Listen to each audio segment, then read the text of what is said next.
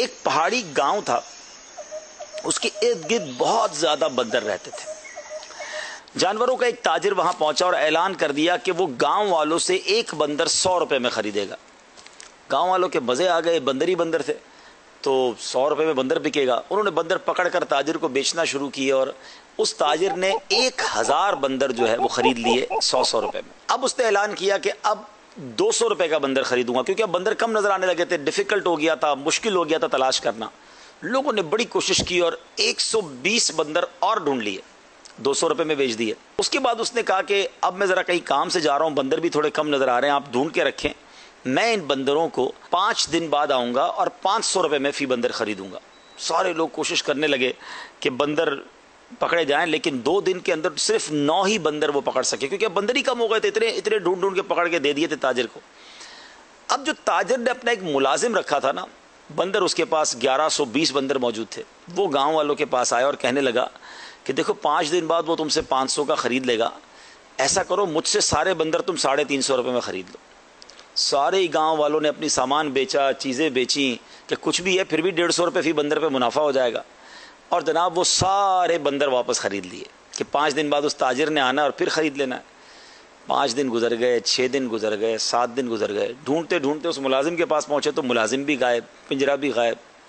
اب سمجھ آئی گاؤں والوں کو کہ ہمارے ساتھ فراڈ ہو گیا ہے۔ پہلے اس نے جو چیز 100 روپے میں ہم سے خریدی وہی ہمیں گویا 350 روپے میں بیچ کر چلا گیا۔ ناظرین، یہ واقعہ فرضی ہے، لیکن ذرا غور کیجئے کہ آج کل بھی تو ہمارے ساتھ ایسا ہی تو ہوتا ہے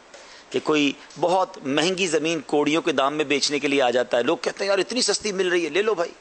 ہیں بہت مہنگا سامان، 50,000 کی اسکوٹر 5,000 میں لے لیں، لوگ لائن لگا کے جناب وہاں پڑے کہ 5,000 ٹوکن لیں گے اور تھوڑے دنوں میں آپ کو 50,000 کی اسکوٹر مل جائے گی۔ تو ایسی نت نئے طریقے ہیں، نئے نئے فراڈز ہیں جو روزانہ ہو رہے ہیں، انٹرنیٹ پر الگ ہو رہے ہیں، ای میل کے ذریعے الگ ہو رہے ہیں، میسیجز کے ذریعے الگ ہو رہے ہیں، مارکیٹ میں الگ ہو رہے ہیں۔ مگر کمال یہ ہے کہ ہر بار اس بیوپاری کی طرح بندر بیچنے والے اس کو مل جاتے ہیں اور بعد میں بندر خریدنے والے بھی مل جاتے ہیں۔ اچھا کسی کو کہتے ہیں پیسے دے دو، اتنے مہینے بعد 5 گنا ہو جائیں گے، بندہ کہتا ہے لاکھ روپے دوں گا 5 لاکھ ہو جائیں گے۔ ایک تو شرعی طور پہ بھی اس کو چیک نہیں کرتے کہ یہ حرام سود تو نہیں، اور دوسرا یہ نہیں سوچتے کہ یہ 5 گنا ہمیں دے گا تو کیسے دے گا،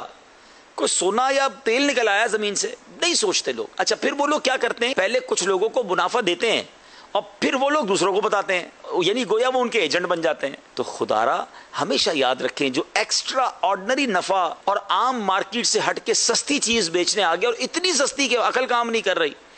تو اتنی جلدی نہ کریں، تحقیق کریں، سمجھدار لوگوں سے مشورہ کریں، ورنہ آئے دن یہ خبریں ملتی ہیں کہ ہمارا سب کچھ چلا گیا، ایک کا ڈبل کرنے کے لیے سب کچھ بیچ کے دے دیا، وہ ایک بھی چلا گیا۔